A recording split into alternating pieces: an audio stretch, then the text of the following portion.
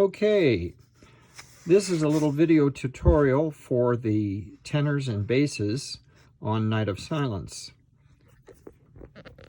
I debated on whether to type this all out or to do it as a video.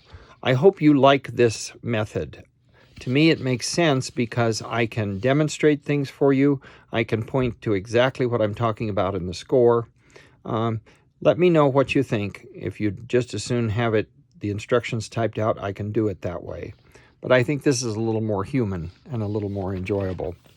So we're going to turn over to where the tenors and basses begin, which is on page 5. And by the way, these colors, James Jordan is the author of several choral conducting books. I use his warm-ups with the chorale, and he suggests in score study that you put colors in the score. So these are more for my mental gymnastics, shall we say. I haven't really, I'm getting used to doing that. So I may call your attention to it, I may not, but just know that these colors are more for me and my thinking. Anyway, we're starting in bar 33. Voice in the distance. I don't think I have the right pitch, but this, what I mean by this here is we're going to carry this N over and elide it to TH, but this little apostrophe stands for a schwa vowel. So like a great orator would say, voice in the distance, that's what we're going to do singing. Voice, voice, voice in the distance, whatever the pitch is.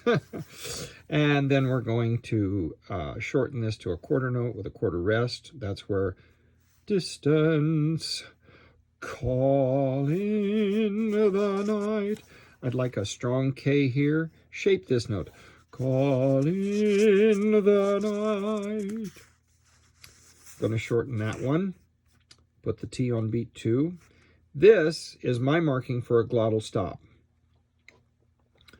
So on, rather on. So it's more important when we're in interior, but like between two vowels.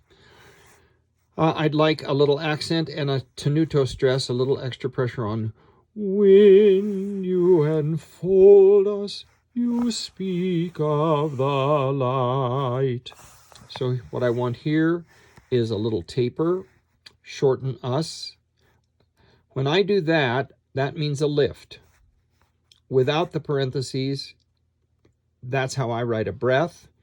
With the parentheses, it's a lift, meaning a cessation of sound without really taking a breath. You don't really have time. If you listen on the recordings from the rehearsals, the tenors and basses did a very nice job of that phrasing. And then crescendoing here with a nice ah vowel for light. Going on down at the bottom of the page.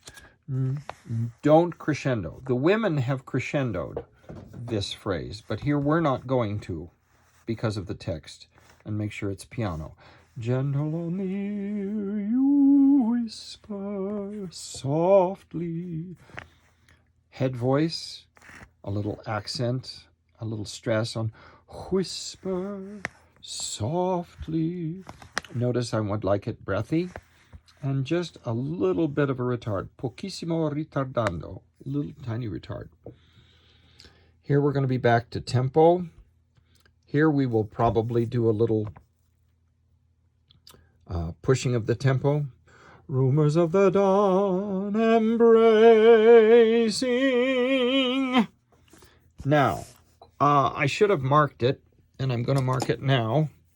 We need a little breath here at the last possible minute. Come in nice and strong on the beat, breathless.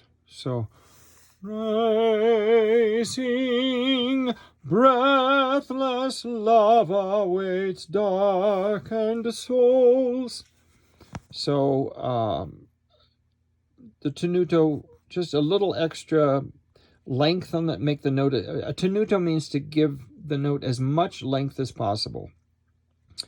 Both the men and the women should be molto legato on this phrase, and stress love and dark.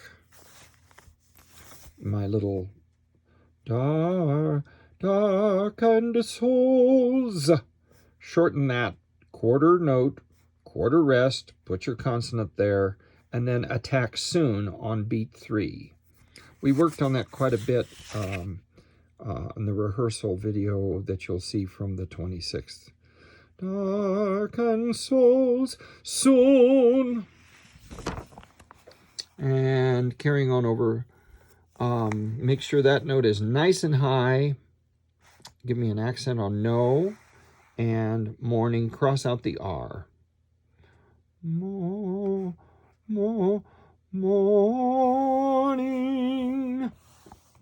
Nice high C. And this tended to lose tempo a little bit. So make sure we keep this phrase moving along. Now, we have a 4-bar interlude, and then we start at 61. It's all the tenors, and then baritones and basses. I had suggested here, this meant a couple of second tenors join the baritone. I think that would be, I think we've already handled that. So why don't you just stick on your own parts?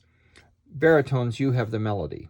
So the first time through this section, it is just the tenors and basses. We don't use the other melody until the second time through. So this is pretty straightforward. We're going to drop the dot here and put our T on beat 3. Breathe the H or aspirate the H. Holy. Give me plenty of H. We're going to drop the dot in this bar and put our T on beat 3. All with a nice warm aw vowel. All is calm, carry. All is bright, carry. Round, flip that R.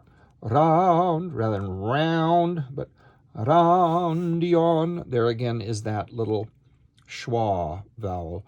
Roundion, virgin, mother and child.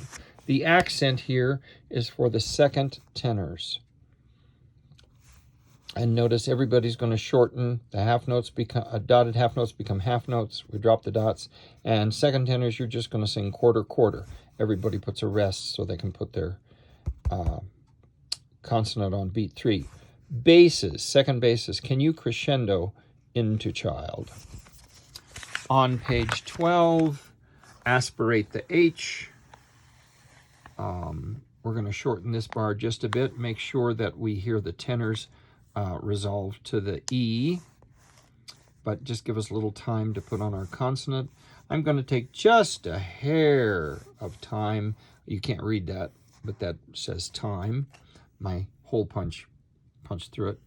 Sleep in heavenly peace. We're going to drop the dot in the last bar, and nothing special the last time on the last page.